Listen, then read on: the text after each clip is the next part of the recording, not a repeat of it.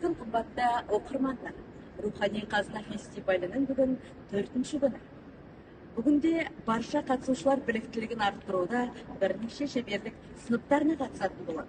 Қазақстан Республикасының ұлттық музейіне экскурсия жасап, сонымен қатар мәдениет және өнер салаларына қатысты нормативтік актілермен таныс болады. Олай болса, бізбен бірге болыңыздар.